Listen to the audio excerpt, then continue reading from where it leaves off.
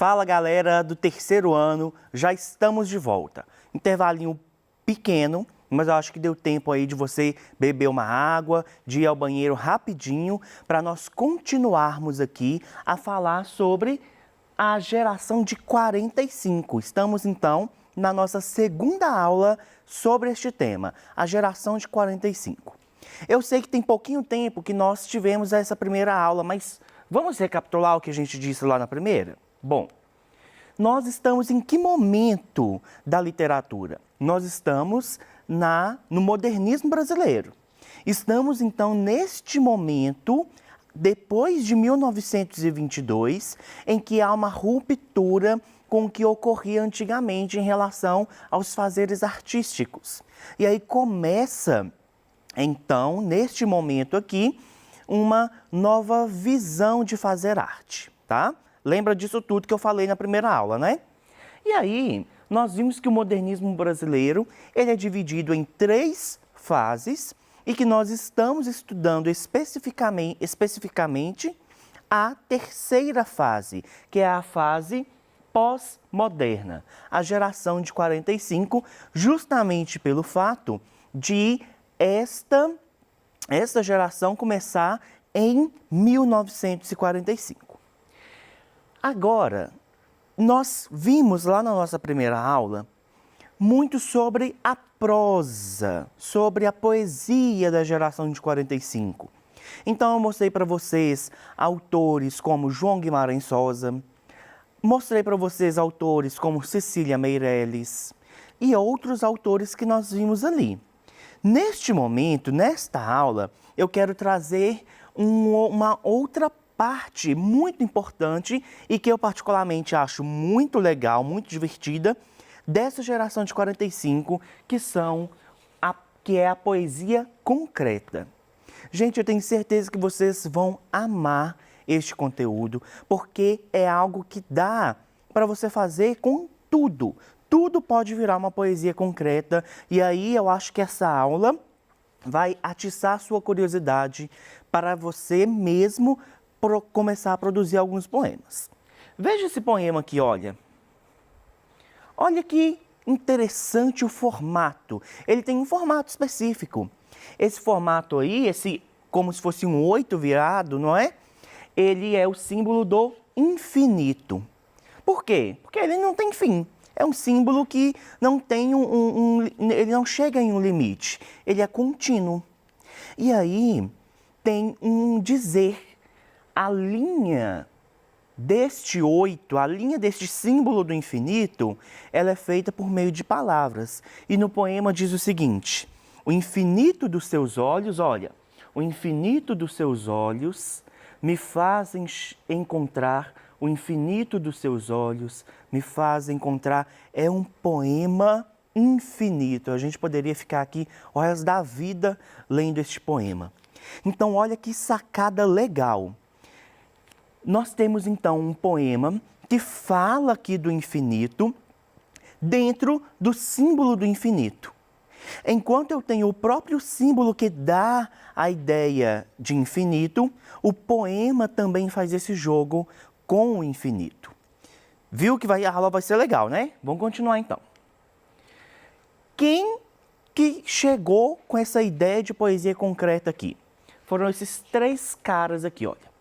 A poesia concreta começou a ser desenvolvida pelos poetas Délcio Pignatari, Haroldo de Campos e Augusto de Campos por volta de 1952. Então, Haroldo e Augusto eram irmãos, e aí eles, juntos com o Délcio Pignatari, eles começaram a trazer então da Europa essa ideia de poesia concreta, de uma poesia que é feita por meio de vários elementos.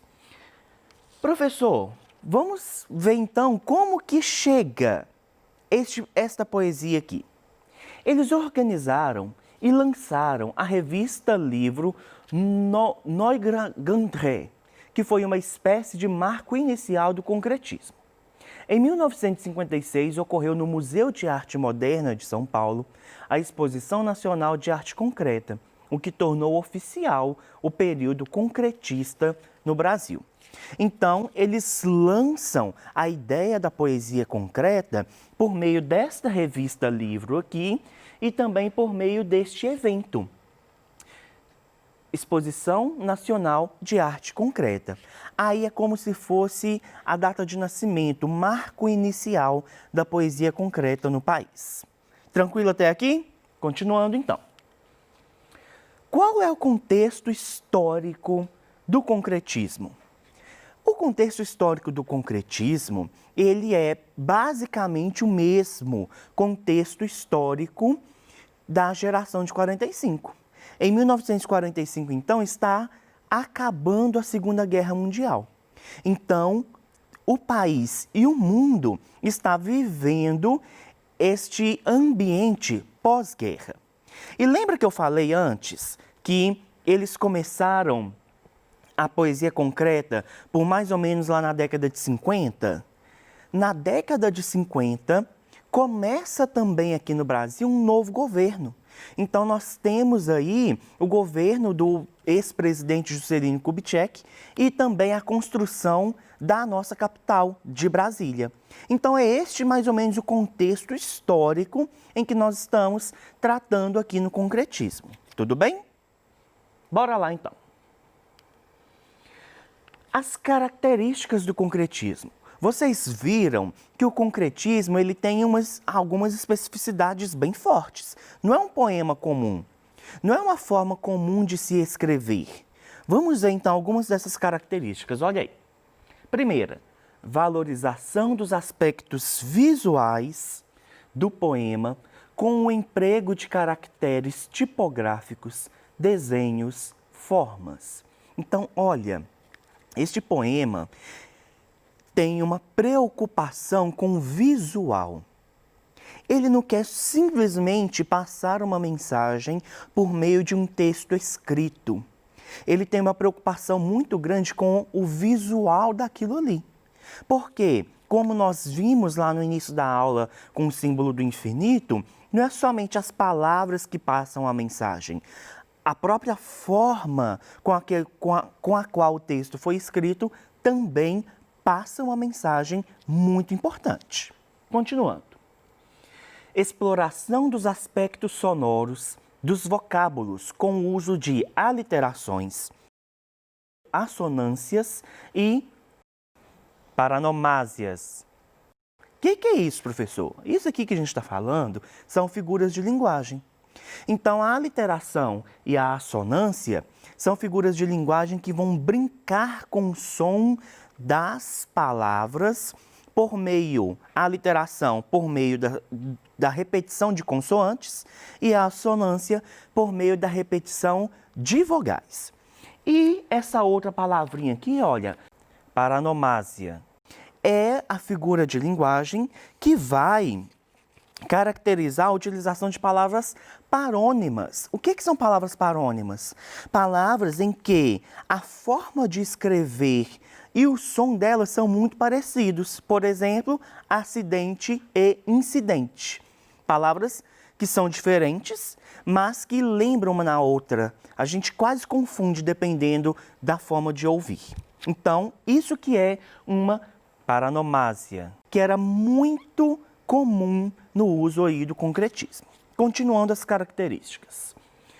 O uso de neologismos. O neologismo ele é utilizado tanto aqui na poesia concreta, quanto na prosa da geração de 45, ou seja, na escrita de romances, de contos da geração de 45. Guimarães Rosa é um dos autores que mais usaram neologismo na literatura brasileira. Mas o que é o neologismo, professor? Neologismo é a criação de novas palavras. Então, o que esses autores faziam? Eles criavam palavras que não existiam, palavras que nunca ninguém ouviu falar. Eles criavam palavras. Um exemplo de neologismo que eu tenho certeza que você já ouviu ou já falou, agora já não é mais um neologismo, mas até pouco tempo era. Zap, zap. Ninguém sabia o que é isso. Criaram essa palavra aí do nada, uma palavra nova, e que nós puxamos ela para o nosso vocabulário. Este é um grande exemplo de neologismo. Então, era muito comum o uso de neologismos aqui na nossa poesia concreta. Tá bom? Continuando. O poema concreto comunica-se por meio de sua estrutura, conteúdo. O que é isso? Que história é essa de estrutura, conteúdo? Eu vou ler novamente, olha. O poema concreto comunica-se, ou seja, a mensagem do poema concreto, ela é transmitida por meio de sua estrutura, conteúdo, por meio do conteúdo da mensagem ali, do texto escrito, e por meio da estrutura com a qual este texto é escrito. O conjunto que passa a mensagem, o conjunto que comunica, não é só um ou outro, é o todo, beleza? E por fim, nós temos a ausência de eu lírico, de expressão subjetiva. Olha que legal isso, a ausência de eu lírico. Você lembra o que é o eu lírico? O eu lírico é a voz dos poemas. Não necessariamente a pessoa que está falando no poema é o autor dele. Eu posso, por exemplo, escrever um poema em que a voz deste poema, a pessoa que fala neste poema, seja uma mulher. Então, no meu poema, o eu lírico é feminino, mas o autor é masculino. Portanto, o eu lírico é aquele que fala por meio do poema. E aí, na poesia concreta, não tem. Existe aí uma ausência do eu lírico, existe uma ausência da expressão subjetiva. Isso é muito interessante. Eu trouxe para vocês alguns exemplos da poesia concreta. Vamos lá, olha. Então, eu tenho essa primeira aqui, do Augusto de Campos, que foi um dos precursores aí dessa poesia no Brasil. Percebam que, quando você olha de longe, nós lemos a palavra lixo, não é isso? Aí da sua casa, se você estiver um pouquinho distante da sua TV, da sua tela, você vai ler a palavra lixo. Porém, se a gente aproxima um pouquinho mais para poder ler mais de pertinho, nós vamos ver que a palavra lixo, ela é composta por diversas palavras luxo. Olha só que legal.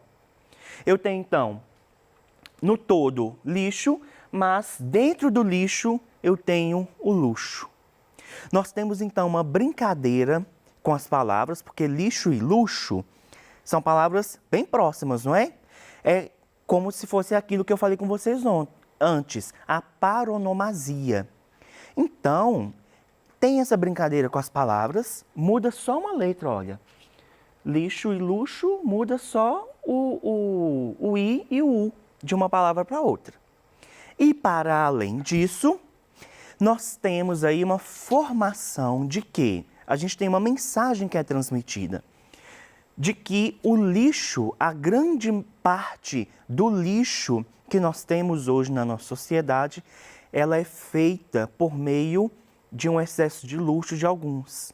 Então as pessoas, a fim de terem os seus luxos, elas produzem muito lixo.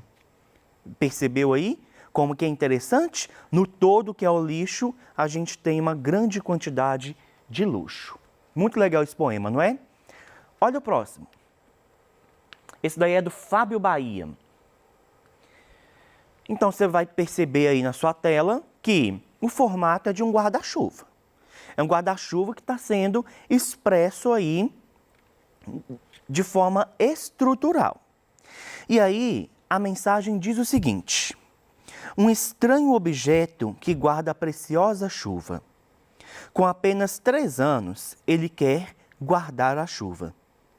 Nunca viu nenhuma água caindo do céu. Não sabe como o guarda-chuva funciona, mas ter fé é coisa de nordestino. Olha que interessante. Nós temos então toda uma mensagem estruturada em formato de guarda-chuva. E essa mensagem, eu só peguei a mensagem e coloquei no formato de guarda-chuva? Não. Este autor, ele pensou como que ele ia trazer esta imagem para dentro do seu texto, de modo a construir um sentido. E aqui o que ele faz? Ele faz uma crítica. No poema anterior, do Lixo e Luxo, também é uma crítica feita. E aqui ele faz uma outra crítica. Este poema, então, diz que a gente tem a marca aqui do nordestino, então a gente sabe que ele está representando aqui um nordestino, e fala da seca do Nordeste. As pessoas, então, uma criança de 3 anos, olha, com apenas 3 anos, uma criança de 3 anos, ela ouve falar o que é um guarda-chuva, mas ela não sabe para que serve. E na cabeça dessa criança, guardar a chuva é guardar mesmo, de colocar ela em um espaço e deixar ela lá guardadinha. Para nós aqui, guarda-chuva é outra coisa. Guarda-chuva é justamente esta imagem aqui, ela vai nos proteger da chuva. Mas lá a seca é tão grande que na imaginação dessa criança, o guarda-chuva é manter a chuva em algum lugar para que eles possam usar a água depois. Beleza? E eu trouxe mais um aqui do Arnaldo Antunes, bem simples, olha, mas muito interessante. Nós temos a palavra rever, só que a letra R e a letra E no final está invertida. Então, se você for olhar de um outro ângulo, você vai ler a mesma palavra. Olha só que legal. Você lê rever da esquerda para a direita e você lê rever da direita para a esquerda, e justamente o sentido da palavra de rever é ver de novo. Então você vê de uma forma e vê novamente de outra forma. Legal? Vocês gostaram? Bom, tenho esse aqui que é bem legal, do Ronaldo Azeredo. Olha, um tanto de palavra de letras Vs. E aí, ao longo da leitura, lá embaixo, nós vemos que forma-se a palavra velocidade. O que tem a ver isso aqui, professor? Vamos ler esse poema? Perceba. V, V, V, V, V, V, V, V, V, V. V, V, V, V, V, V, V, V. V, V, V, V, V, V, V, V, Veu. V, V, V, V, V, V, V, Velô. V, V, V, V, V, V, Veloci. V, V, V, V, V, V, Veloci. V, V, V, V, V, V, V, Velocidade. V, V, V, V, V, Velocidade. V, V, V, V, V, Velocidade. V, V, V, V, V, desculpa, e aqui velocidade. Olha que interessante. Lembra da aliteração que eu falei antes? Do uso da mesma letra da consoante? Ele faz essa brincadeira, porque aqui a gente lê rápido, porque é a mesma letra. E nós vamos diminuindo a frequência dessa leitura. Nós vamos perdendo velocidade ao longo da leitura desse texto. Viu aí que legal? Bom, concretismo no Enem. É claro que a gente não podia deixar de discutir o concretismo no Enem. Veja esse poema aqui então. Nós temos aqui pluvial, vai descendo até tornar-se fluvial. Pluvial, então, é aquela água oriunda da chuva, enquanto que o fluvial é a água oriunda do rio. Nós temos, então, o movimento da água que cai e que torna-se, que vai lá para o rio. A água da chuva que vai para o rio, neste movimento aqui, ó, de cima para baixo. Perceba, então, que ele utiliza de palavras que também têm um som e uma escrita próxima, e ele traz isso em um formato. E aí nós temos essa questão. Sobre o poema, considere as afirmativas. O poema explora de modo simplista a linguagem poética. O poema apresenta uma simetria que revela racionalidade no ato de composição. O poema aproveita-se da semelhança sonora entre as palavras com significados diferentes. O poema apresenta a abolição do verso, colocando em destaque o pictório, o sonoro e o verbal. E a pergunta: assinale a alternativa correta. Letra A, B, C, D, E. Vou deixar aqui também para vocês pensarem, não vou dar resposta, para vocês refletirem aí sobre essa pergunta. Tudo bem? Então, nós temos aqui a questão, nós temos aqui a pergunta. Beleza, gente? Tranquilo? Bom, vamos lá então. Essa aqui é a nossa referência. Muito obrigado pela nossa aula. Foi um prazer estar aqui com vocês e nós voltamos nas nossas próximas aulas para poder estudar um pouquinho mais sobre esses poemas aí. Abraços e até mais!